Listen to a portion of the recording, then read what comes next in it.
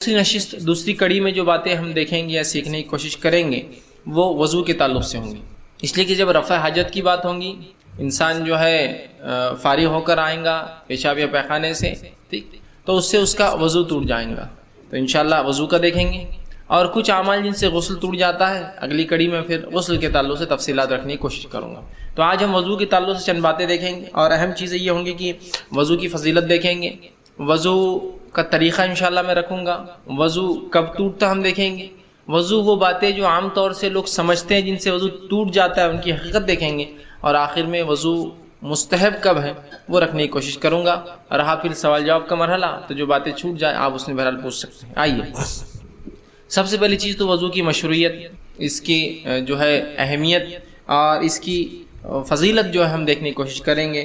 اللہ رب العزت اپنی کتاب میں اس چیز کا حکم دیا، جو آیت میں نے آپ کے سامنے خطبے میں تلاوت کی سورہ مائدہ سورہ نمبر 5 اس کی آیت نمبر 6 تھی، جس سے بہت تفصیل میں طہارت کے مسائل بہرحال مطلب وضو اور غسل کے تعلق سے اللہ نے بیان کیا۔ میں نے اس کا ایک مختصر شروعاتی حصہ رکھا۔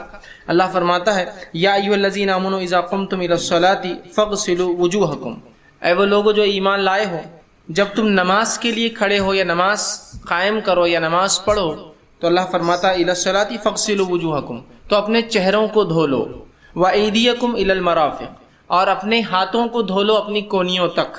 آگے فرمایا وامسحوا برؤوسکم، اور اپنے سروں کا یا سر کا مسح کرو، وارجلکم الی الکعبین، اور اپنے پیروں کو ٹخنوں تک دھو لو۔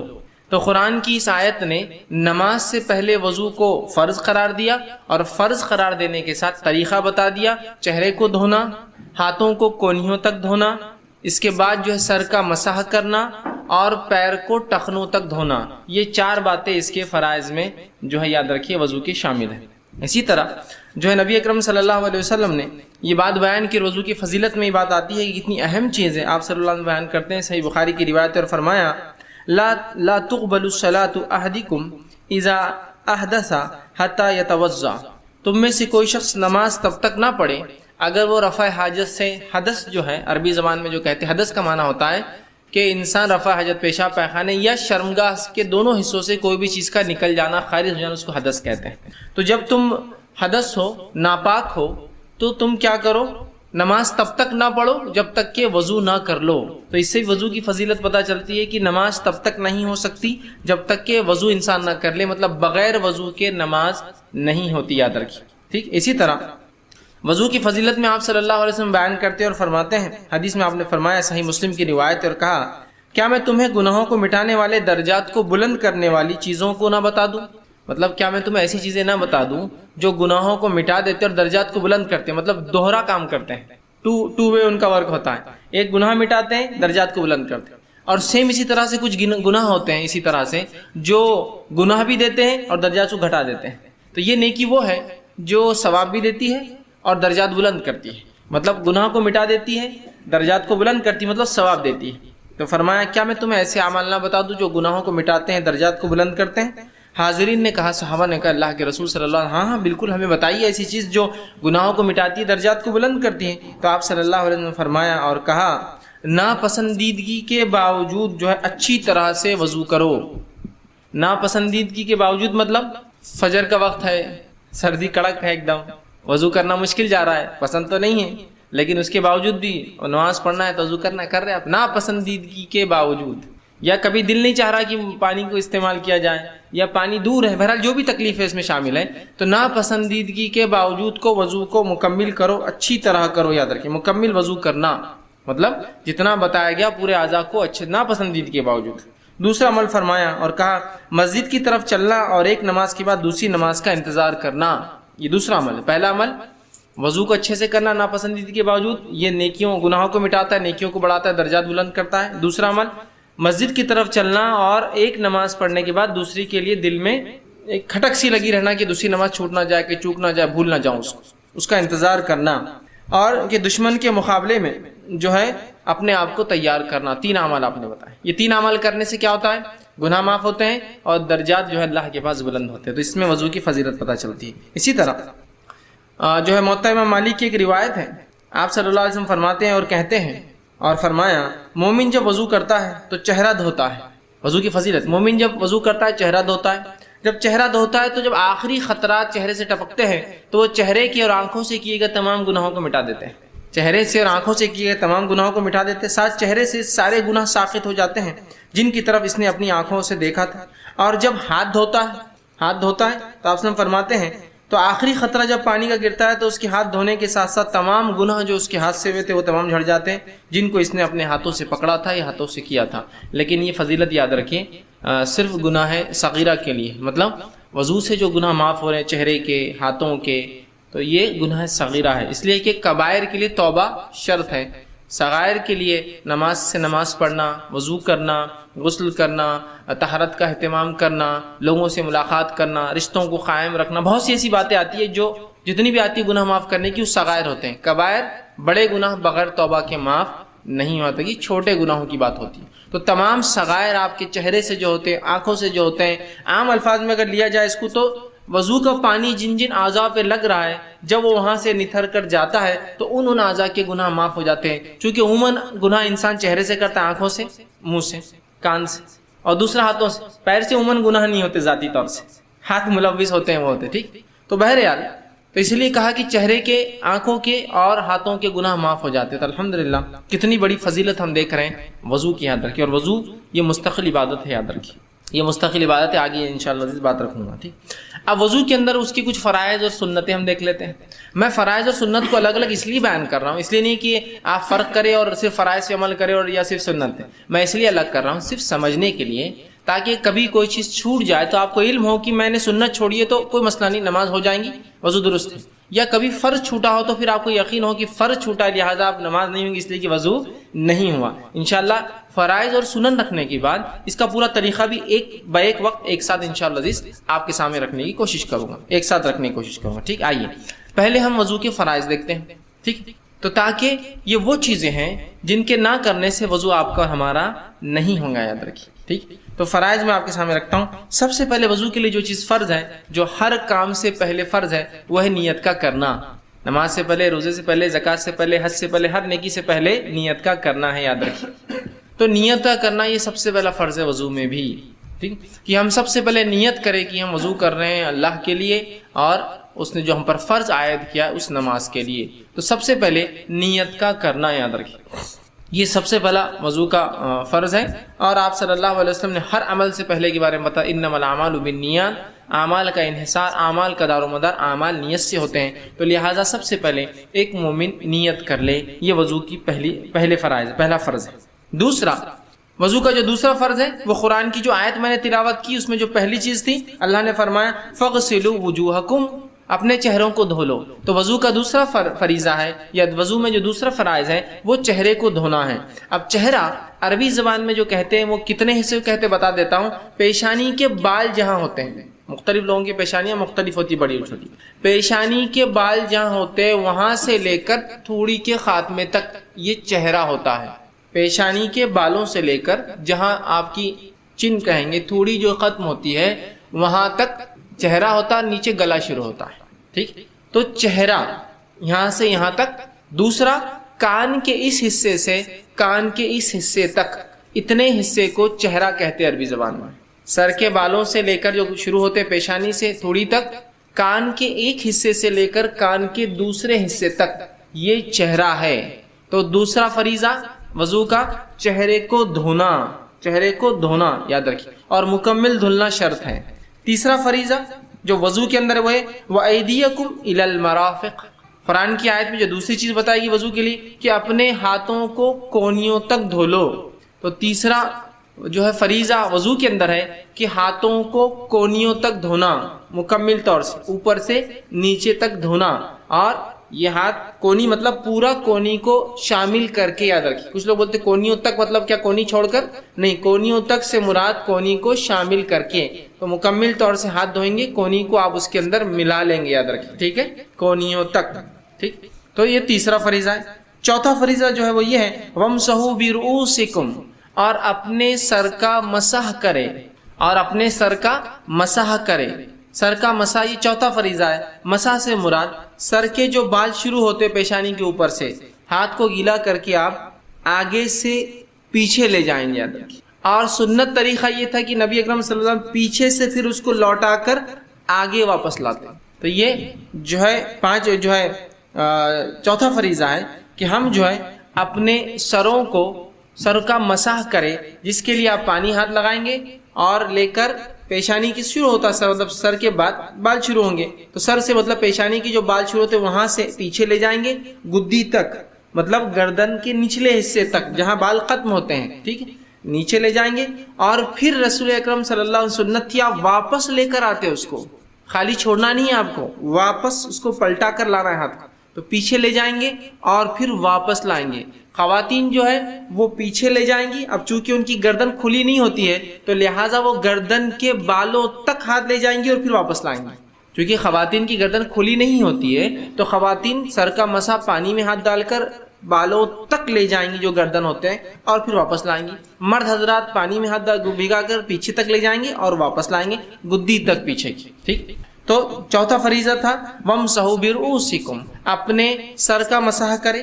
پانچواں جو فریضہ ہے، جو فرض ہے وضو کے فرائض میں سے، وہ یہ ہے وَأَرْجُلَكُمْ إِلَى الْكَعْبَيْنِ، اور اپنے پیروں کو ٹخنوں تک دھو لو. اپنے پیروں کو ٹخنوں تک مطلب ٹخنا پورا مکمل پیر کا دھلنا چاہیے، یاد رکھیے. ٹھیک، تو لہٰذا پوری انگلیاں پورا پنجہ ٹخنے کو ملا کر یاد رکھیے. ٹھیک ہے، وہاں تک آپ کو پیروں کو دھونا ہے. ٹخنوں کے دھونے میں یا پیروں کے دھونے میں ایک چیز کی احتیاط ہر شخص یاد رکھے، وہ یہ ہے کہ پیر کا جو ہے اگر سیدھا ہاتھ لے تو ایکسٹریم پیچھے کا سیدھا حصہ، اور الٹا ہاتھ لیں تو ایکسٹریم پیچھے کا الٹا حصہ یہ سوکھا رہ جاتا ہے.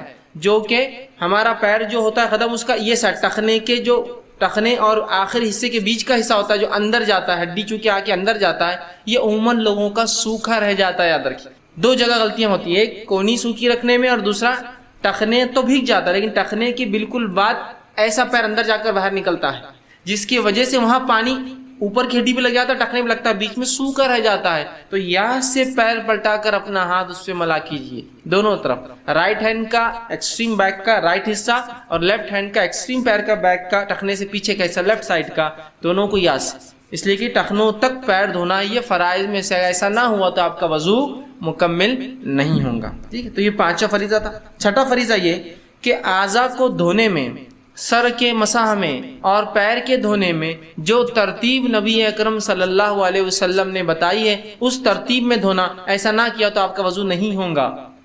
مثلا پیر پہلے دھو لیا، ہاتھ بعد میں دھوئے، سر کا مسح کیا، پھر جو ہے چہرہ دھو لیا، پھر کلی کر لی، ایسا نہیں. ترتیب جو بتائی گئی ہے اللہ کی کتاب نے اور پھر رسول اکرم صلی اللہ علیہ وسلم نے، اس چار فرائض جو قرآن کے اعتبار سے، اس میں جو اور چہرے کے دھونے میں جو چیزیں اور ہاتھ کے دھونے میں جو احتیاط اور پیر کے دھونے میں جو احتیاط اور سر کے مسح میں جو احتیاط، انکلوڈنگ تمام کو ہم کو سیکوینشل ترتیب کے اعتبار سے کرنا ہے. یاد رکھیے اگر یہ ترتیب بھی بدل جائیں گی تو آپ کا ثواب اور ہمارا ثواب ضائع ہو جائیں گا. ٹھیک ہے، تو ترتیب کو ملحوظ رکھیے. تو ترتیب کو باقی رکھنا یہ فرائض میں سے ہے وضو کے، کہ جس ترتیب میں اللہ کے رسول صلی اللہ علیہ وسلم بتا ویسا کریں گے. یہ چھٹا فریضہ تھا. اسی طرح ساتواں فریضہ یہ ہے کہ وضو کو ایک وقت کیا جائے گا.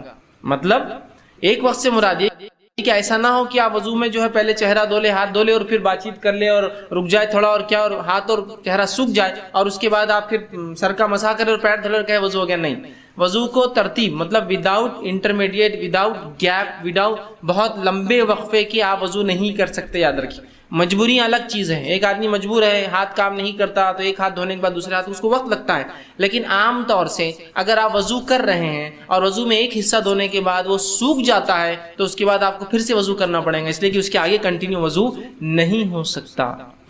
سمجھے آپ بات کو؟ تو وضو میں آپ خاموخواہ تاخیر مطلب جو ترتیب ہے اس ترتیب کو آپ ایک کے بعد ایک کرتے جائیں گے. ایسا نہ ہو کہ آپ نے چہرہ دھو لیا، ہاتھ دھو لیے، پھر رک گئے، آرام سے بات چیت کی، پانی پورا نتھر گیا، ہاتھ سوکھ گئے، اس کے بعد سر کا مسح کر لیا، پیر دھو لیا. نہیں چلیں گے، اس لیے کہ آپ کے پہلے آپ نے روک دیا. تو کنٹینیوشن ہو، ترتیب کو آپ ملحوظ رکھتے ہوئے کنٹینیو کریں گے. اور ایک بار شروع ہوا تو خاتمے پہ جا کے رکیں گے، بیچ میں سوکھنے تک یا خاموخواہ کی تاخیر نہیں کریں گے. یہ تھے وضو کے فرائض، یہ تھے وضو کی یاد رکھیے فرائض جو میں نے آپ کے سامنے رکھے ترتیب وار یاد رکھیے. سب سے پہلے نیت کا کرنا، اس کے بعد چہرے کا دھونا، یہ فرائض رکھ رہا ہوں. اس کے بعد ہاتھوں کا کونیوں تک دھونا، اس کے بعد چوتھی چیز جو ہے سر کا مسح کرنا، اس کے بعد پانچواں ٹخنوں تک پیروں کا دھونا، اس کے بعد چھٹا ترتیب کے اعتبار سے وضو کرنا، اور ساتواں فریضہ تھا کہ وضو میں خواہ تاخیر نہ کرے، سیکوینس میں ایک کے بعد ایک وضو چلنے دے، سوائے اس کے کہ مجبوریاں الگ بات ہے، لا یکلف اللہ نفسا الا وسعها، اللہ جو ہے کسی نفس کو اس کے طاقت سے زیادہ نہیں آزماتا، مجبوریاں الگ چیز ہیں۔ بہت سے لوگ میں نے دیکھے، اللہ ان پر رحم کرے، ان کی زندگیوں میں برکت دے، مجبور ہوتے لیکن وضو میں بالکل عمل چالو ہے، ایسا ہاتھ خراب ہے لیکن وضو کرتے ہیں برابر، پانی کلی کرنا بہت تکلیف ہوتی ہے ایسے لوگوں کو، پانی آتا ہی نہیں ہاتھ میں، یا پھر کٹوری رکھتے جیب میں اپنے ساتھ لے کے گھومتے ہیں، ایک چھوٹی سی کٹوری نکال کے، بہرحال لیکن اس میں کیا ہوتا ہے، ان کا وقت بہت ضائع ہوتا ہے، دھو نہیں پاتے برابر۔ تو یہ تو خیر مجبوریاں ہیں، ان کی نیت تو ہے کہ ترتیب وار کرے لیکن آگے پیچھے ہو جاتا ہے، آگے پیچھے سے مراد وقت آگے پیچھے ہوتا ہے، اللہ معاف کریں گے، لیکن عام اعتبار سے آپ خواہ رک کر بات چیت کر کے وضو نہ کریں، سیکوینس میں کر دیں۔ تو یہ تھے وضو کے فرائض۔ اب آئیے وضو کی سنتیں کیا ہیں، اور پھر وضو کا طریقہ اس کے بعد رکھوں گا میں ایک ساتھ دونوں فرائض اور سنتوں کو ملا کر، اس لیے کہ کسی بھی عمل کا ثواب ہمیں تب تک نہیں ملتا جب تک کہ کسی فریضے کو سنت کے مطابق نہ کیا جائے۔ نماز حکم ہے، فرض ہے، اس کا طریقہ پھر سنت سے عمل کرنا پڑے گا، اور روزہ فرض ہے تو طریقہ پھر سنت سے دیکھنا اسی طرح۔ تو آئیے اس کی سنتیں کیا ہے، اب فرائض کو چھوڑ کے سنتیں رکھوں گا، بعد میں دونوں کو کلب ایک ساتھ ملا کے رکھوں گا۔ آئیے اب وضو کی سنتیں کیا ہے، تو وضو کی سب سے پہلی سنت ہے وضو کی ابتدا بسم اللہ سے کرنا۔ نبی اکرم صلی اللہ علیہ وسلم فرماتے اور کہتے ہیں لا وضو لمن لم یذکر اسم اللہ علیہ، اس کا وضو نہیں جس نے اللہ کا ذکر اس پر نہ کیا ہو، بسم اللہ نہ پڑھا ہو، ٹھیک ہے، لیکن اس کو علماء واجب میں نہیں کہتے، اس کو سنت میں شامل کرتے ہیں، ٹھیک ہے۔ تو لہٰذا وضو سے پہلے بسم اللہ کا کہنا یہ پہلی وضو کی سنت ہے۔ نیت کر لی آپ نے، اب بسم اللہ کہہ کر بیٹھیں گے، انشاءاللہ بعد میں دونوں کو ملاتا جاؤں گا یہ کیسا ہوگا۔ تو اب سب سے پہلے بسم اللہ سے وضو کو شروع کرنا، ٹھیک۔ اس کے بعد دوسری جو سنت ہے وضو کی یہ ہے کہ جب نیند سے بیدار ہو، فجر کی نماز یا عصر کی نماز، کبھی سو کر اٹھتا آدمی، تو نیند سے بیدار ہونے کے بعد سیدھے وضو کے پانی میں ہاتھ نہ ڈالے، پانی کو باہر نکالے، 3 مرتبہ ہتھیلیوں کو اور ہاتھ کو دھو لے، اس کے بعد اگر ضرورت ہے تو پانی میں ہاتھ ڈالے، اس لیے کہ آپ صلی اللہ علیہ وسلم فرمایا جب تم سو کر اٹھو تو پانی میں سیدھے ہاتھ نہ ڈالو، اس لیے کہ تمہیں نہیں پتا کہ رات میں تمہارا ہاتھ یا نیند میں تمہارا ہاتھ کہاں کہاں گیا ہے، سمجھا؟ نیند میں آدمی ہے، کہیں بھی ہاتھ جا سکتا ہے، ٹھیک ہے۔ تو نیند سے بیدار ہونے کے بعد سیدھے ہاتھ نہ ڈالے، ہاں اگر بیدار ہے آپ ہوشیار تھے اور ہاتھ ڈالنا ہے تو تھوڑا پانی لے کے پہلے ہاتھ اچھے دھولے اور پھر پورا ہاتھ ڈالے، سمجھ رہا؟ کبھی بیدار آدمی ہوتا ہے لیکن اب کوئی چیز ہے نہیں تو پہلے تھوڑا ڈال کے ہاتھ دھولے اور اس کے بعد پھر پورا ہاتھ ڈال سکتا ہے، ٹھیک۔ تو نیند سے بیدار ہونے کے بعد 3 مرتبہ ہتھیلی دھونے کے بعد پھر وضو شروع کرے اور اس میں پانی میں ہاتھ ڈالے، ٹھیک۔ تیسری چیز جو سنت ہے وضو کی وہ یہ ہے کہ وضو سے پہلے مسواک کرے، اب ہاتھ دھو لیا آپ نے، اس کے بعد مسواک کرے، اس لیے کہ آپ صلی اللہ علیہ وسلم نے فرمایا، اور یہ جو ہے موطا امام مالک کی روایت آپ نے فرمایا اگر میری امت پر مجھے اس چیز کی تکلیف کا احساس نہ ہوتا تو میں ان پر مسواک کا کرنا واجب کر دیتا، نماز سے پہلے مسواک کا کرنا میں ان پر واجب کردا۔ فرمایا اگر مجھے اپنی امت پر مشقت کا اندیشہ نہ ہوتا تو میں انہیں وضو کے ساتھ مسواک کا حکم دے دیتا، واجب کر دیتا، اور حکم مطلب آپ کا حکم آنا مطلب اس چیز کا عمل ہم پر واجب ہو جاتا، واجب کر دیتا کہ مسواک کرا کروں۔ تو یہ بھی سنت ہے، آپ کوشش کریں کہ اب وضو شروع ہو، بسم اللہ کہا، ہاتھ دھویا، مسواک کرے اس سے پہلے، ٹھیک۔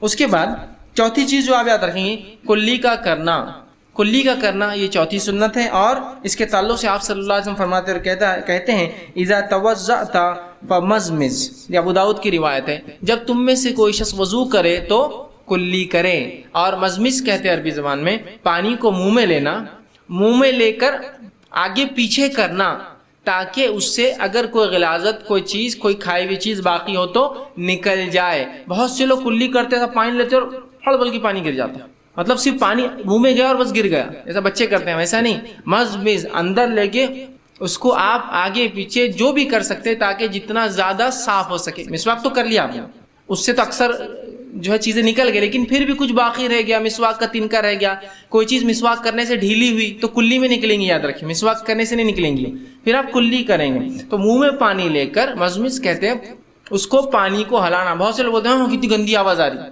تو دیکھیے یہ فطری چیزیں ہیں، غیر فطری آوازوں کو گائک گانے گا رہے، پتہ نہیں گندے گندے راگ نکال رہے ہیں، اس کو آپ بڑا اچھا سمجھتے ہیں، غیر فطری چیز کو فطرت بنا دی، فطرت کو غیر فطرت بنا دیا، فطری آوازیں ہیں۔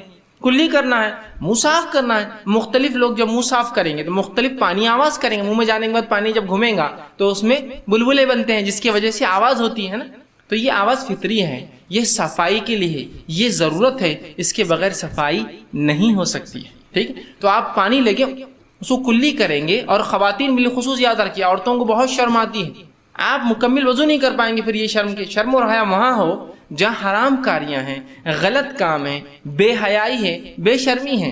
کتاب و سنت کے ماننے میں مومن شرم محسوس نہیں کرتے ہیں، ٹھیک ہے؟ ہاں، بے حیائی کے کام مومن کو بڑی شرم آتی ہے، تو بے حیائی میں تو ہم بے شرم ہو گئے، اور جہاں حیا کی ضرورت نہیں وہاں خواہ کی حیائیں اختیار کرتے ہیں. تو کلی کرے، مزمز گھمائے پانی کو، عربی میں یہی معنی ہے اس کا. اور اس کے بعد تھوکنا ہے اس پانی کو، اسی کو کہتے ہیں کلی. پینا نہیں ہے اس کو، تھوکنا ہے اس کو، ٹھیک؟ تو اس کو کلی کر کے پینا بھی ہو سکتا ہے. وہ کب ہو سکتا ہے؟ آپ نے کھانا کھایا، کھانا کھانے کے بعد بہت سارا کھانا منہ میں رہ جاتا ہے، جو کہ کوئی خرابی نہیں ہے، کوئی گندا نہیں ہوتا ہے، کلی کر کے نگل جائیے اس کو، دانت بھی صاف ہو جاتے ہیں اور رزق جو بچا کچا ہے وہ بھی اندر چلا جاتا ہے. تو لیکن وضو کے اندر تھوکنا ہے آپ. تو آپ نے کلی کی اور اس کو آپ تھوک رہے ہیں، ٹھیک؟ تو جو وضو کے اندر جو چوتھی چیز آپ کریں گے وہ کلی کا کرنا ہے. اور کچھ علماء نے اس کو فرائض میں بھی شامل کیا ہے، یاد رکھیے، کچھ علماء نے اس کو فرائض میں بھی شامل کیا، لیکن بہرحال عمومی اعتبار سے زیادہ تر نے اس کو سنت ہی کہا ہے. پانچویں سنت جو نماز کی ہے، اس کو بھی علماء فرائض میں شامل کرتے ہیں کچھ علماء. وہ یہ ہے ناک میں پانی لینا. میں ترتیب میں جا رہا ہوں، پورا سیکوینس میں، جیسا فرائض ویسی سنت ترتیب میں. ناک میں پانی لینا، ناک میں پانی لینا یہ وضو کی سنت ہے، یاد رکھیے. پانی لینے کے تعلق سے نبی اکرم صلی اللہ علیہ وسلم فرماتے ہیں اور کہتے ہیں بالغ فی استنشاقی الا ان تکونوا صائما. یہ مسند احمد کی اور ابو داؤد کی روایت ہے. ناک میں پانی لینے میں مبالغہ کرو، بالغ زیادتی کرو، ایکسس میں جاؤ، دور تک جاؤ اس معاملے میں. مبالغہ سمجھتے ہیں نا، بڑھا چڑھا کر کرو. ناک میں پانی لینے میں بڑھا چڑھا کر بڑھو، آگے بڑھو، سوائے اس کے کہ تم روزے دار ہو. روزے دار ہے تو ناک میں پانی پھر بڑھا چڑھا کر نہیں لینا ہے، صرف سادہ لینا ہے، سادہ لینا ہے، سادہ لینا.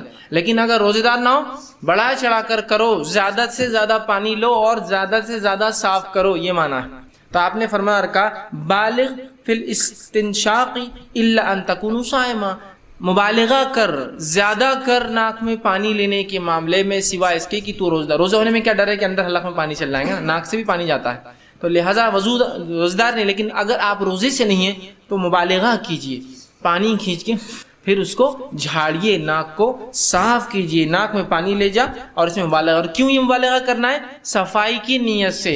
ہمارے پاس بہت سے لوگ وضو کرتے ہیں، کلی لیا ویسے ہی تھوک ڈالا پانی، اور پانی ناک میں نہیں لیتے، پانی کو لیا لے گئے ناک تک، ٹھیک، اور خالی اور پانی وہی ٹپک رہا ہے، خالی ٹچ کر کے لاتے ہیں.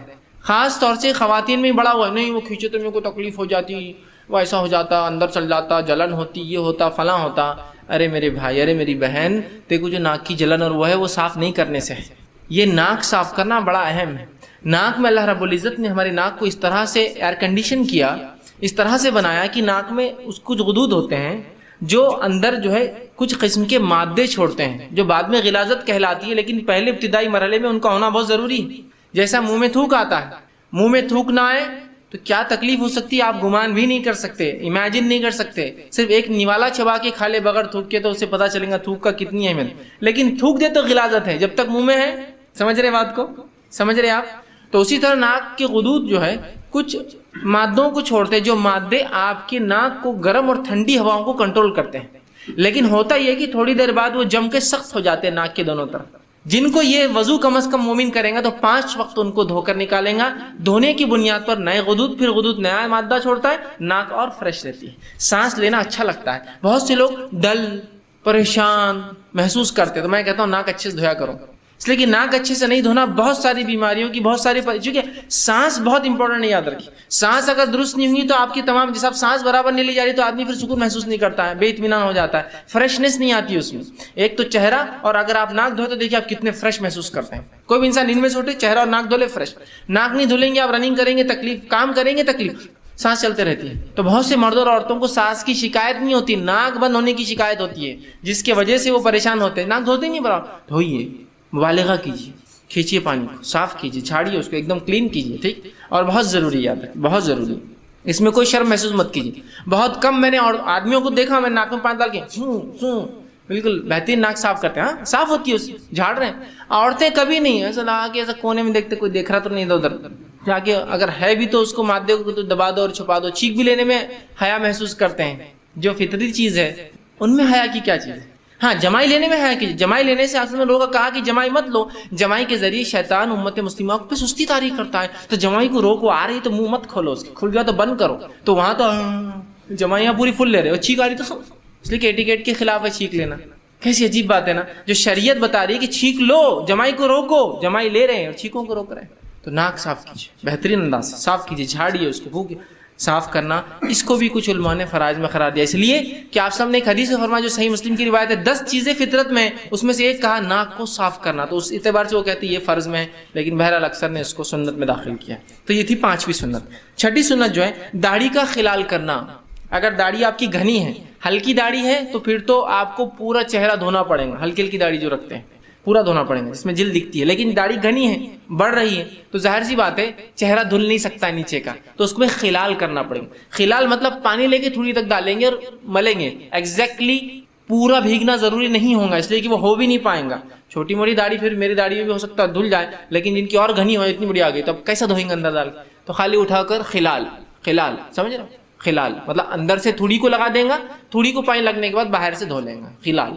تو یہ سننا داڑھی کا خلال. لیکن جن کا دکھ رہا ہے, اس جیسا میری جلد دکھتی ہے پوری, داڑھی ہلکی ہلکی ہے میری, کچھ لوگ چھوٹی رکھتے ہیں اس وجہ سے, کچھ لوگ کے روئے ہوتے ہیں, کچھ لوگ جمال ہونے جلدی, تو ان کو تو پورا دھونا پڑے گا. لیکن جن کے گھنے آ جاتے ہیں, بہت مشکل ہوتا ہے, تو تھوڑی کا خلال اور باقی جگہ ہاتھ ڈال کے اوپر سے کریں. ٹھیک ہے, یہ سنت ہے. اسی طرح جس چیز کو آپ یاد رکھیں گے, جو 7ویں چیز ہے, ہر عضو کو کم از کم ایک بار دھونا فرض اور 3 بار دھونا سنت ہے. ہر عضو کو, 7ویں سنت, ہر عضو کو آپ 1 سے لے کر 3, سر کا مسح صرف ایک بار ہوگا, یاد رکھیے. 1 سے لے کر 3 تمام اعضاء کو آپ دھوئیں گے, سر کا مسح صرف ایک مرتبہ. 1 بار دھونا فرض اور 3 بار دھونا سنت ہے. تو 1 2 3 پانی کی اویلیبلٹی کے اعتبار سے, سہولت کے اعتبار سے, یو کین گو آن جتنا آپ چاہیں. ایک بار اتنا ہی پانی ہے کہ ایک بار ہو سکتا تو 1 ٹائم, اس سے زیادہ ہے تو 2 ٹائم, اس سے زیادہ ہے تو 3 ٹائم. 3 ٹائم بہت اچھا عمل ہے, اس لیے کہ انبیاء کی سنت میں سے یہ ہے کہ ہر اعضاء کو 3 بار دھونا. ٹھیک ہے, تو آپ بھی 3 بار دھوئیے اس کو. ٹھیک ہے, تو 3 بار دھونا میکسیمم ہے, یاد رکھیے. ٹھیک. 8واں, کانوں کے اندرونی حصے اور بیرونی حصے کو دھونا. آپ صلی اللہ علیہ وسلم کو دیکھا گیا کہ آپ صلی اللہ علیہ وسلم جب وضو کرتے تو اپنے معاف کرنا کان کے بیرونی اور اندرونی حصوں کو جو ہے آپ جو ہے مسح کرنا. نبی اکرم صلی اللہ, ابو داؤد کی روایت ہے, جب وضو کرتے تو صحابی رسول فرماتے کہ نبی اکرم صلی اللہ علیہ وسلم اپنے ہاتھ کو جب آپ مسح کریں گے نا, یہ مسح کے بعد آتا ہے یہ عمل, مسح کرنے کے بعد کان میں کرتے اور یوں کرتے کہ اپنی شہادت کی انگلیوں فرماتے ہیں, اپنے ہاتھ کی شہادت کی انگلی کو کان میں ڈالتے ہیں اندرونی حصے میں, اور اندر ڈال کے اس کو گھماتے. کانوں کا خلال, گھمانے سے مراد ایسا گھمائے کہ پورا کان گیلا ہو جائے, گیلے سے سینس پانی لگ جائے. تو آپ نے کیا اور آپ اندر ڈال رہے ہیں, یہ آپ نے ڈالا تو یہ ہو گیا, اور اس کے بعد آپ اس کو پورا گھمائیں گے, یہ حصہ اور یہاں واپس لائیں گے. ٹھیک, اس میں کوئی شرم کی بات نہیں. خواتین بہت سی بار اس میں عورتوں کا بڑا مسئلہ ہوتا ہے, کچھ چیزوں کمپلیکیٹ سمجھتے ہیں کچھ, تو آپ پورا گھمائیں گے. تو کان میں ہاتھ ڈالا, یوں لیا اور پورا گھما. حدیث میں دیکھا گیا کہ آپ یہ انگلی سے کانوں کے اندر کرتے, اب دونوں کرنا ہے آپ کو ایک ساتھ. آپ نے پانی لیا, سر کا مسح کیا, اسی بچے پانی سے آپ کرتے تھے, اندر ڈالا اور یوں کر کے دونوں آپ نے کر لیا, کان ہوئے. اس کے بعد نبی کا پھر انگوٹھوں سے اپنے ہاتھ کے کانوں کا بیرونی حصہ صاف کرتے, پہلے اندرونی انگلیوں سے, اس کے بعد انگوٹھے سے آپ بیرونی حصہ, باہر کا حصہ صاف کرتے. اس کے لیے آپ الگ سے پانی نہیں لیتے, اسی پانی میں کرتے تھے, مطلب مسح کے بچے ہوئے, چونکہ مسح میں یوں جا کے ہاتھ آیا واپس, اس کے بعد کانوں میں گیا, اور جب کان ختم ہوئے تو وہیں آپ نے اس کو کر لیا. یہ ہوا کانوں کا خلال. ٹھیک, اس کو مکمل دھونا نہیں جس طرح سے آپ چہرے کو دھو رہے تھے. خلال مطلب صرف پانی کا ٹچ ہو جانا کافی ہے, بہنا ضروری نہیں, خلال. ٹھیک, تو کانوں کا خلال کرتے. اس کے بعد 9ویں چیز, ہاتھوں اور پیروں کی انگلیوں میں نبی اکرم صلی اللہ علیہ وسلم خلال کرتے. آپ کے تعلق سے آتا ہے جو ہے ابن خزیمہ کی روایت ہے, جب تو وضو کر تو اپنے ہاتھ اور پاؤں کی انگلیوں کا خلال کر. آپ نے ایک صحابی کو, جب تو وضو کر, خلال کیا ہوتا ہے, جب ہاتھ دھوئیں گے ہو سکتا ہے یہ حصے کیا ہوتے ہیں, سوکھے رہ جاتے ہیں, اور دوسرا یہ ہوتا ہے کہ یہ حصوں میں عام طور سے جلد جھڑتے رہتی ہے نکل کے. دیکھیے سردی میں بھی آپ کی انگلیوں کے یہ حصے پورے وائٹ ہو جاتے ہیں, نہا کے آئیے وائٹ ہو جاتے ہیں, تو وہاں پانی نہیں لگتا ہے. تو خلال سے کیا کریں گے آپ, اس سے پانی لگ جائیں گا ان حصوں میں. تو ہاتھوں کی اور پیروں کی انگلیاں اور امپورٹنٹ ہے, اس لیے کہ پیر جو ہے عموماً پیروں کی 2-3 انگلیاں پوری چپکی ہوئی ہوتی ہے ایک دوسرے سے, جس سے پانی ان میں نہیں جاتا. ٹھیک, تو خلال سے کیا کریں گے آپ, الٹے ہاتھ سے آپ سیدھے پیر سے شروع کریں گے خلال، کر انگلی کے اندر سے بیچ میں، یہ چھوٹی کر انگلی سے الٹے پیر سے شروع کریں، اندر وضو کے پانی کے ڈالنے کے بعد ایسا ایسا انگلی ڈال کے نکالیں گے، سمجھو پیر کا پنجہ ہے میرا یہ، اس میں ڈال کے نہیں، اس کو بولتے ہیں خلال۔ جب رائٹ کا ہو گیا پھر لیفٹ کی طرف جائیں گے، اور دونوں عمل یہ سیدھے پیر اور الٹے پیر کی خلال الٹے ہاتھ سے کرنا ہے، آپ کو یاد رکھیے، اور چھوٹی انگلی سے آپ کر سکتے ہیں، اس کے علاوہ جو آپ کو سہولت ہو پھر یاد رکھیے، اس لیے کہ یہ سب سے آسانی سے جاتی ہے اندر، آپ اس کو ڈال کے خلال اس کو وہ کریں گے۔ تو یہ تھی 9ویں چیز۔ 10ویں چیز، ہاتھوں اور پیروں کو دھونے میں رائٹ سے لیفٹ کی طرف جائیں گے آپ، 10ویں سنت کہ تب ہاتھ کو دھونا اور پیر کو، یہ دو ہے آپ کے پاس، ہے نا، آنکھیں بھی دو ہے لیکن ایک جگہ ہے، کان بھی دو ہے ایک ہی جگہ لگے ہوئے، ٹھیک، اور ان کو ایک ساتھ کرنا ہے۔ لیکن جب معاملہ ہاتھ اور پیر کا آئیں گا، دو الگ سیپریٹ اینٹی ہے، تو پہلے سیدھا ہاتھ دھوئیں گے اور پھر الٹا، پہلے سیدھا پیر دھوئیں گے پھر الٹا، اس لیے کہ نبی اکرم صلی اللہ علیہ وسلم ہر کام سیدھے سے الٹے کی طرف جاتے، کنگھی سیدھے سے الٹا، وضو سیدھے سے الٹا، کپڑا پہنتے سیدھے سے الٹا، بال جماتے، بال ترشواتے، ناخن کاٹتے سیدھے سے الٹا، تو رائٹ ہینڈ پھر لیفٹ ہینڈ، یہ 10ویں چیز۔ اس کے بعد جو ہے 11ویں چیز جو آپ یاد رکھیں گے وہ یہ ہے، ہاں، چہرے اور ہاتھوں اور پیروں کے زیادہ سے زیادہ حصے کو آپ وضو میں شامل کر سکتے ہیں، یہ بھی سنت ہے، ہاتھوں اور پیروں کے زیادہ سے زیادہ حصے کو۔ سر، آپ کا چہرہ کیا ہے؟ چہرہ دیکھیے یہاں سے لے کر تھوڑی تک ہے، کان سے کان، زیادہ زیادہ مطلب پانی اتنا لے کے آپ ڈالیں گی زیادہ، سمجھ، زیادتی، وضو کر رہے آپ تو کونیوں تک ہے نا، زیادتی کر سکتے ہیں، اس لیے کہ نبی اکرم صلی اللہ علیہ وسلم فرمایا اور کہا، صحیح بخاری کے، صحیح مسلم کی روایت ہے اور بخاری میں بھی آتی ہے، متفق علیہ روایت ہے، قیامت کے دن میری امت کے چہرے اور ہاتھ اور پاؤں وضو کے آثار کی وجہ سے منور ہوں گے، چمکیں گے، جو ہے وہ نور کے جیسے چمکیں گے، اور آپ نے فرمایا تم میں جو اپنی چمک کو لمبا کرنا چاہتا ہے تو لمبا کرے، مطلب جتنا حکم ہے اس کو مکمل تکمیل ایکسٹینڈ تک لے جائے، اس کے میکسیمم، کہ آپ کونی دھو رہے تو کونی تو آ گئی، لیکن آپ ہاتھ کو یوں بھی کر لے سکتے تاکہ کہیں اندیشہ نہ ہو اور زیادہ ایکسٹینڈ۔ لیکن اس کا ہرگز مطلب نہیں کہ آپ ہر بار غسل کر کے نکلے وضو کے نام پر کہ بھائی زیادہ ہے تو پھر بڑھتے ہی جائے، وہ معنی نہیں ہے اس کا، لیکن جتنا پرفیکٹنس تک جا سکتے ہیں، میکسیمم چیزوں کو ایک ہی اس میں آپ دھو لے سکتے ہیں، یہ مراد ہے۔ اور آپ صلی اللہ علیہ وسلم کو ایک مرتبہ دیکھا گیا کہ آپ وضو کر رہے تھے اور جب ہاتھ دھوئے پانی زائد تھا تو، اور آپ کو سہولت تھی تو آپ نے ہاتھ کو اوپر تک دھویا، زیادہ تھا کر لیا، کھلے ہوں گے آپ، کپڑے بھیگنے کے کوئی چانس نہیں ہوں گے تو آپ نے کر لیا۔ اور ایک مرتبہ دیکھا گیا وضو کر رہے تھے، وضو کرتے ٹکنے سے آپ نے کافی اوپر تک پیر دھوئے، سمجھ رہے آپ، تو زیادہ تھی۔ یہ بھی سنت ہے کہ آپ میکسیمم کوریج دے اپنے چہرے کو، میکسیمم کوریج دے ہاتھ کو، میکسیمم کوریج دے پیروں کو، تاکہ وہ چمکنے والے اعضاء ہیں، ٹھیک۔ اسی طرح 12ویں چیز، وضو کے بعد دعا پڑھے، وضو سے پہلے ایک دعا بسم اللہ، وضو کے دوران کوئی دعا نہیں، اشہد ان لا الہ، لوگ چہرے مارتے اشہد ان لا الہ الا اللہ، ہاتھ دھو رہے ایک دعا، پیر دھو رہے ایک دعا، مسا کر رہے ایک دعا، کلی کر رہے ایک دعا، کان کا خلال ایک دعا، انگلیوں کا خلال ایک دعا، داڑھی دھو رہے ایک دعا، مطلب اتنی دعائیں کہ ایک وضو خانے میں نے ایک مرتبہ دیکھا جو شروع ہو رہے ہو بسم اللہ سے تو 25-30 دعائیں وضو ہونے تک، مطلب ہر سنت اور ہر فرض پہ ایک دعا نہیں، ابتدا میں ایک دعا بسم اللہ، وہ لا الہ الا اللہ یا اشہد ان لا الہ الا اللہ سے منہ دھونا بھی سنت سے ثابت نہیں، سب بدعات ہے، یاد رکھیں۔ اور وضو کے خاتمے پر ایک دعا، کیا دعا تھی جو آپ وسلم پڑھتے تھے؟ آپ صلی اللہ علیہ وسلم کے تعلق سے آتا ہے اور آپ صلی اللہ علیہ وسلم فرماتے ہیں، صحیح مسلم کی اور جامع ترمذی کی روایت ہے کہ نبی اکرم صلی اللہ علیہ وسلم جو وضو کرتے تھے پڑھتے اشہد ان لا الہ الا اللہ وحدہ لا شریک لہ واشہد ان محمدا عبدہ ورسولہ اللہم اجعلنی من التوابین واجعلنی من المتطہرین، یہ دعا کہ میں گواہی دیتا ہوں کہ اللہ کے سوا کوئی معبود برحق نہیں، اور میں گواہی دیتا ہوں کہ محمد اس کے بندے اور رسول ہے۔ اے اللہ مجھے، اللہم اجعلنی من التوابین، اے اللہ مجھے توبہ کرنے والوں میں شامل کر، تیرے طرف رجوع کرنے والے میں شامل کر، واجعلنی من المتطہرین، اور مجھے طہارت حاصل کرنے پاکیزہ لوگوں میں، پاکیزگی والوں میں شامل کر۔ یہ دعا کرتے نبی اکرم صلی اللہ علیہ وسلم۔ اس دعا کے بعد شہادت کی انگلی اٹھانے یا آسمان کی طرف دیکھنے کے تعلق سے کوئی صحیح روایت ثابت نہیں ہے، تو لہٰذا آپ اس کو یوں ہی پڑھ لیں، ٹھیک ہے، نہ اٹھانے کی نہ دیکھنے کی، دونوں روایتیں بہرحال ضعیف ہیں، تو لہٰذا صرف اس کو پڑھنا ہے۔ اور جو شخص ایسا کرتا ہے، آپ صلی اللہ علیہ وسلم فرماتے ہیں جو شخص وضو کرے مکمل اچھے سے کرے، اس کے بعد یہ پڑھے، یہ دونوں چیزیں گواہی دے اور یہ دعا پڑھے، تو جنت کے 8 دروازے روز قیامت اس کے لیے کھول دیے جائیں گے، جس میں سے چاہے اس میں سے داخل ہو جائے۔ جہنم کے 7 دروازے اور جنت کے 8 دروازے ہیں، تو 8 دروازے اس کے لیے کھلیں گے جو یہ دعا وضو کے بعد کرتا ہے، شروعات میں بسم اللہ، خاتمے پہ یہ دعا، ٹھیک ہے۔ تو یہ تھی وضو کی سنتیں۔ چلیے اب وضو کے فرائض دیکھ لیے، وضو کی سنتیں دیکھ لی، اب پورا وضو دیکھ لیتے ہیں ایک ساتھ تاکہ دونوں کلب ہو جاتے، دونوں باتیں مل جاتی، فرائض و سنتیں۔ اب دونوں کو میں فرض کیا ہے سنت کے الگ نہیں کروں گا، اب دونوں کو ایک ساتھ رکھوں گا، جو کہ علی بن ابی طالب رضی اللہ عنہ کی ایک مکمل روایت ہے، جس میں آپ نے پورا وضو کا طریقہ نبی اکرم صلی اللہ علیہ وسلم نے جیسا کیا تھا وہ بتایا، ٹھیک ہے۔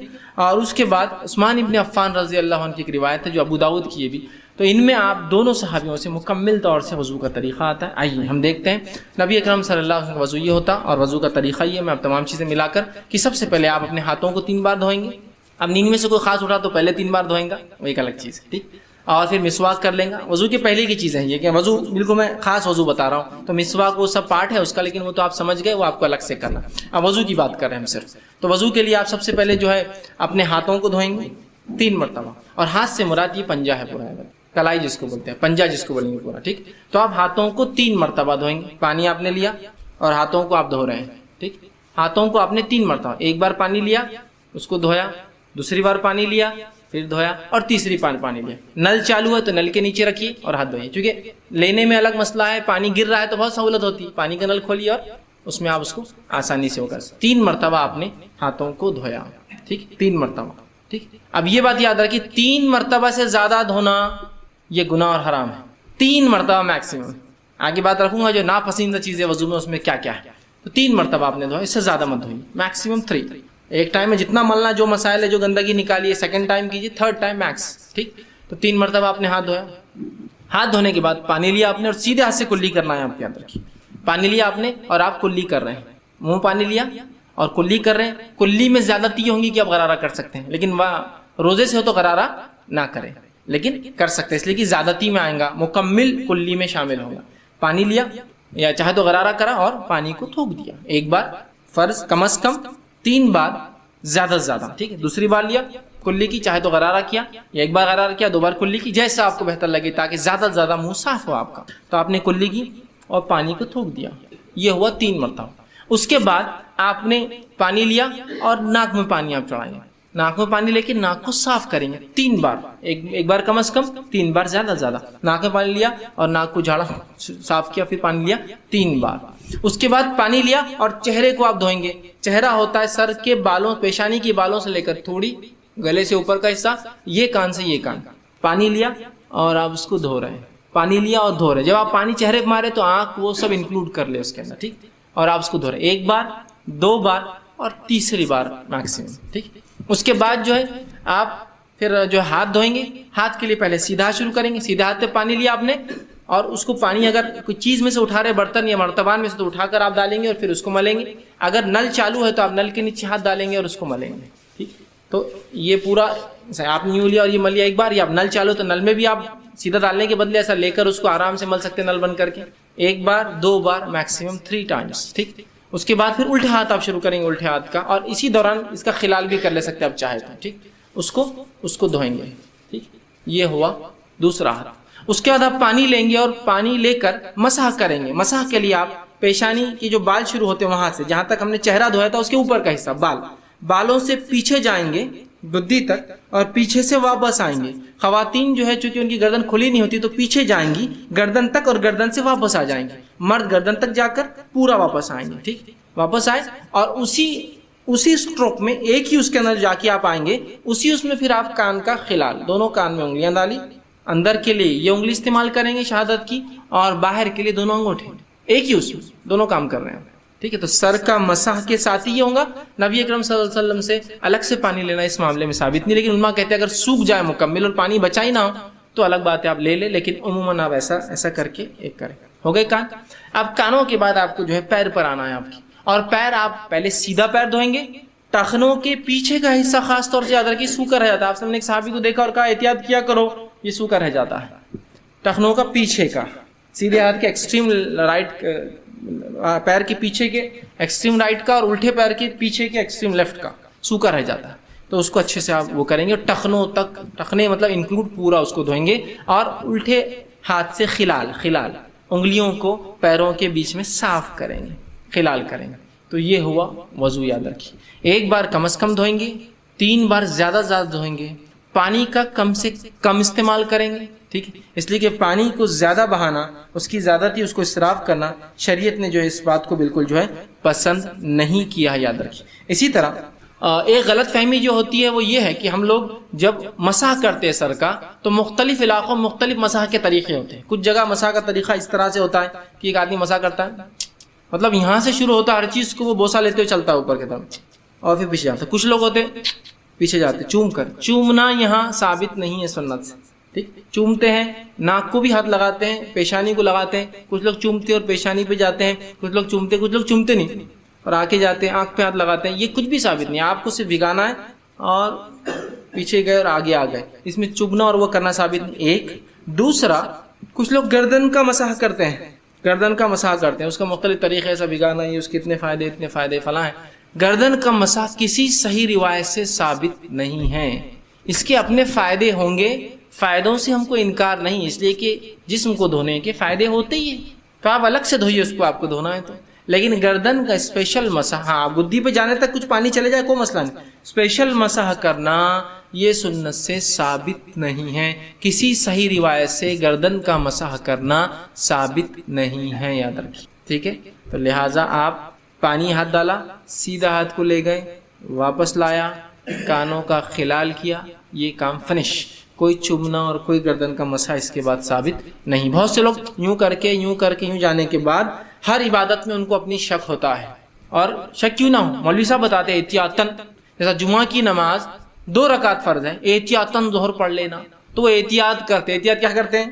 دیکھیے، سر کا مسح کرتے پہلے تو یوں بہت چومتے اوپر تک جاتے ہیں، یہ احتیاط ہے. یہ بھیگا نہیں ہوگا تو یہ بھیگا نہیں ہوگا تو یہ بھیگا نہیں ہوگا. پھر واپس آنے کے بعد کان کا خلال کرنے کے بعد ایکسرسائز شروع ہوتی. کچھ تو بھی ایسا بہت دیر تک یوں کرتے. کیوں؟ بولے احتیاطاً یہ سوکھا رہ گیا ہوگا تو احتیاطاً یہ سوکھا رہے گا، احتیاطاً یہ سوکھا رہے گا، احتیاطاً. ارے پہلے 3 بار دھو لیا نا بیوقوف آدمی، اب کیا احتیاط پھر سے؟ پھر تو احتیاطاً فجر کی 2 پڑھ کے پھر 2 پڑھ، پھر ظہر کی 4 پڑھ کے پھر 4 پڑھ، زکات دینے کے بعد ڈبل زکات دے احتیاطاً، پہلی قبول نہیں ہوں گی تو. حج کرنے کے بعد پھر ایک حج کرے. احتیاط مطلب امت کو ہر چیز میں شک میں ڈال دیا. یہ احتیاطاً کیوں؟ 3 بار تم دھو چکے ہو نا پہلے اتنی احتیاط سے، اب کیا احتیاط کی ضرورت ہے؟ تو مسح کرنے کے بعد ایسا بیٹھ جاتے اور بالکل ایک وہ طریقہ رہتا، اس کے لیے اس بات تک کلاسز لگانا پڑیں گے. یا کوئی آدمی دور سے دیکھے اگر چائنیز یا ملے اوریجن کا ہو تو اس نے سمجھے کچھ تو بھی یہ تو کراٹے کی ایکسرسائز بھی کر لیتے ہیں اپنی عبادت میں، ان کے کراٹے شامل. کیوں تو وہ اتنے ایک دم ٹیکٹفلی ہوتا ہے، بالکل یوں یوں یوں یوں یوں یوں یوں ایسا ایک دم بالکل ٹیکٹفلی چلتے ہیں. آپ خالی دیکھنا اس کو کیا چل رہا ہے. اور اگر اپن نہیں کرے تو بازو والا اپنے کو دیکھتا ہے، کون آگے بولتا تم ایسے کیوں نہیں کر رہے؟ پہلے تو گردن چھوڑ دیے اور پھر وہ ایکسرسائز بھی نہیں کر رہے، کھڑے. ٹھیک، تو پہلے جب تم نے دھو لیا تو پھر تم کو کیا احتیاط کی ضرورت؟ مجھے سمجھ میں نہیں آتا. احتیاط غیر ضروری احتیاطیں ہیں. جہاں ہونا وہاں نہیں ہے، جہاں نہیں ہونا وہاں ہے. کچھ بھی نہیں ہو گیا ہو، اب ڈبل ریپیٹ نہیں کرنا ہے کوئی چیز کو آپ کو احتیاط. ہاں یہ الگ بات ہے کہ آپ نے وضو کیا اور کسی نے کہا کوئی چیز آزاد سوکھا رہ گیا تو ایک الگ بات ہے. اور یاد رکھیے، وضو کر لیا، کر اٹھے اور آپ نے اپنے آپ کو پوچھنا شروع کر دیا. یاد رکھیے وضو کے بعد اپنے جسم کو پوچھنا بھی سنت ہے. یاد رکھیے نبی اکرم صلی اللہ علیہ وسلم کے تعلق سے ماں عائشہ فرماتی ہے آپ صلی اللہ علیہ وسلم نے خاص تولیہ تھا جو آپ نے اٹھا کر رکھا تھا. آپ وضو کرتے تو اس سے پوچھتے، نہاتے تو اس سے پوچھتے. تو یہ بھی سنت ہے. اب آپ اٹھے، وضو کرنے کے بعد آپ نے تولیے سے پوچھ لیا. اب پوچھنے کے بعد کسی نے کہا پنڈلی سوکھی رہ گئی تھی. اوہو، تو اب کیا کریں گے آپ؟ اب آپ کو پورا وضو کرنا پڑے گا، اس لیے کہ آپ نے کچھ اعضاء کو سکھا لیا تھا.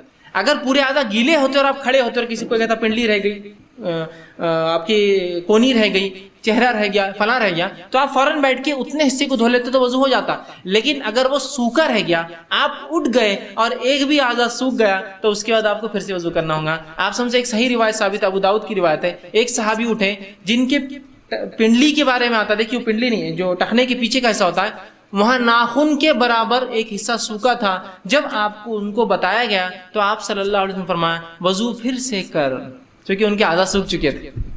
اتنے چونکہ کیا ہوتا ہے جب آپ دیکھیے دھوئیں گے، ایک آدمی کام دھندے بزنس سے آیا، کام کاج سے آیا اور دھویا، اور جو حصہ نہیں دھلانا وہ بالکل وائٹ الگ چمکتا ہے، اور جب دھل گیا اس کا کلر چینج ہو جاتا ہے، تو کوئی پہچان سکتا ہے اس نے کوئی نہیں برابر نہیں دھویا. بچوں کو دیکھیے آپ، چہرہ دھوتے ادھر کا پورا باقی رہتا، آپ بولتے بیٹا یہ نہیں دھلا، کیسے پہچانا؟ ادھر پانی سے صفائی، ادھر سے وائٹنس دکھتی الگ، تو ویسا پہچانا تو کہا پھر سے کر. لیکن گیلے میں ہے تو خالی آپ جا کے گیلا کر لیجیے. گیلے میں مطلب اٹھے اور کسی نے کہا بھائی صاحب تو آپ دھو لیجیے، سوکھ گیا تو پھر سے آپ کو وضو دوبارہ دہرانا ہو. اب وضو میں ناپسندیدہ امور کیا کام ہم وضو میں نہیں کریں گے؟ تو وضو میں آپ جو ایسی جگہ بیٹھ کے وضو نہ کریں جو پلید ہو، گندگی ہو، برائی ہو، غلاظت ہو، ٹھیک ہے، یا گندی جگہ ہو، وہاں وضو نہیں کریں گے. دوسرا، 3 مرتبہ سے زیادہ دھونا درست نہیں ہے. نبی اکرم صلی اللہ علیہ وسلم نے فرمایا کہ یہ جو ہے مسند احمد اور سنن ابن ماجہ کی روایت ہے کہ 3 بار وضو کیا یعنی اعضاء کو دھویا اور فرمایا جو زیادہ کرتا ہے اس نے برا اور ظلم کیا، اس لیے میں نے کہا حرام ہے، اس نے برا اور ظلم کیا اپنے اوپر، 3 بار سے زیادہ آپ نہیں دھو سکتے ہیں۔ اسی طرح جو ہے پانی ضائع نہ کرنا، کم سے کم پانی وضو کرنا۔ نبی اکرم صلی اللہ علیہ وسلم کے تعلق سے تھا آپ 1 مد پانی میں وضو کرتے، 1 مد کی کوانٹٹی جو ہوتی ہے 650 گرامز ہوتی ہے، 650 گرام، جس کو اگر آپ ملی لیٹر میں کنورٹ کریں تو 750 ملی لیٹر ہوتا ہے، پون لیٹر میں آپ وضو کرتے تھے، پون لیٹر 750 ملی لیٹر آف واٹر۔ اور آپ کے تعلق سے آتا ہے آپ نے ایک بار غسل 4 یا 3 مد میں کیا، جس کی کوانٹٹی لے لے تو وہ ہوتا ہے 2.5 لیٹر پانی صرف۔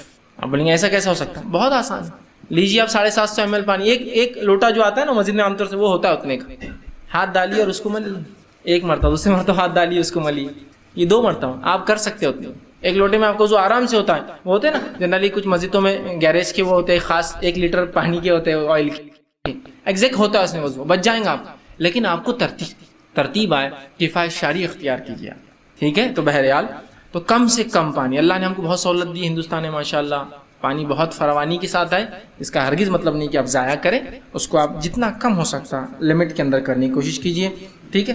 وضو میں خواہ ایک سے زیادہ مسنون عمل ترک مت کیجیے کہ بھائی فرائض اپنے کو پتہ نہ ہوتے تو ہو جا رہے تو وضو نہیں، خواہ مت ترک کیجیے، ٹھیک؟ اس لیے کہ فرض ایک چیز ہوتی ہے لیکن سنت مل کر، فرض اور سنت مل کر کوئی چیز عبادت ہماری اللہ کے پاس قابل قبول ہوتی ہے، یاد رکھیں، ٹھیک؟ تو لہٰذا اس پہ سنت خواہ زائد سنتیں ترک نہ کریں، میکسیمم کرنے کی کوشش کریں، ٹھیک؟ تو یہ تھا وضو، اس کے فرائض کے سنت طریقہ۔ اب وضو کن چیزوں سے ٹوٹ جاتا ہے وہ بھی دیکھ لیں، بہت معمولی اور بہت کم چیزیں ہیں، یاد رکھ لیجیے، فائدہ ہوگا کہ وضو کب ٹوٹتا ہے۔ نا بہت سے لوگ میوزک سنے تو وضو ٹوٹتا کیا؟ کوئی بچے کو میں ننگا دیکھ لیا نماز کے وضو میں حالت میں، کیا میرا وضو باقی رہا کیا؟ مختلف چیزیں، میں نے فلاں کام کر لیا، سیمنٹ میں ہاتھ ڈال دیا، وضو میرا باقی رہا کیا؟ میں گیریج سے کام کرتا آئل لگ گیا، وضو میرا باقی، مطلب کچھ بھی چیزیں۔ اب کن چیزوں سے وضو ٹوٹتا ہے میں بتا دیتا ہوں، باقی چیزوں سے سمجھ جائیے نہیں ٹوٹتا ہے، ٹھیک ہے؟ آئیے تو وضو کن چیزوں سے ناقص ٹوٹ جاتا ہے وہ باتیں ہم دیکھتے ہیں۔ پیشاب اور پیخانے کے راستے سے کچھ بھی نکل جاتا ہے وضو ٹوٹ جاتا ہے، کچھ بھی نکل جاتا ہے وضو ٹوٹ جاتا ہے، کچھ بھی، پیشاب نکل گیا، پیخان نکل گیا، منی نکل گئی، مزی نکل گئی، ودی نکل گئی، ندی نکل گئی، اس کے علاوہ ہوا خارج ہوئی، کچھ بھی ہوا تو وضو ٹوٹ گیا۔ اب بہت سے لوگ بولتے ہیں پیشاب پیخانہ سمجھ میں آ رہا کہ ہم دھو لیتے لیکن ہوا خارج ہوئی تو کیوں ٹوٹ جاتا ہے؟ اصول ہے کوئی چیز بھی خارج ہونے سے وضو ٹوٹ جاتا ہے، کچھ چیزوں کو صاف کرنا ہوتا ہے، کچھ چیزوں کو صاف نہیں کرنا ہوتا ہے، سمپل، اتنا ہی سادہ ہے۔ تو کوئی بھی چیز نکل جائے پیشاب اور پیخانے کے راستے سے تو آپ کا وضو ٹوٹ گیا، پہلا وضو کا ناقص۔ شرمگاہ سے کوئی چیز کا نکلنے سے وضو ٹوٹ جاتا ہے، پہلا۔ دوسرا، لیٹ کر گہری نیند لینے سے وضو ٹوٹ جاتا ہے، یاد رکھیے، ٹھیک ہے؟ پہلی جو روایت تھی جو میں نے کہا پیشاب یا پیخانے سے وضو ٹوٹ جاتا ہے یا کوئی بھی چیز، اس کے تعلق سے صحیح بخاری کی روایت ہے، آپ نے فرمایا کہا لا يقبل الله الصلاة احدكم اذا احدث حتى يتوضا، اللہ تعالیٰ اس شخص کی عبادت کو قبول نہیں کرتا، نماز کو، جس کو حدث کہتے ہیں، پیشاب یا پیخانے کے راستے سے کچھ بھی نکل جائے، نکلا ہو اور اس نے وضو نہ کیا، وہ قبول نہیں ہوتی۔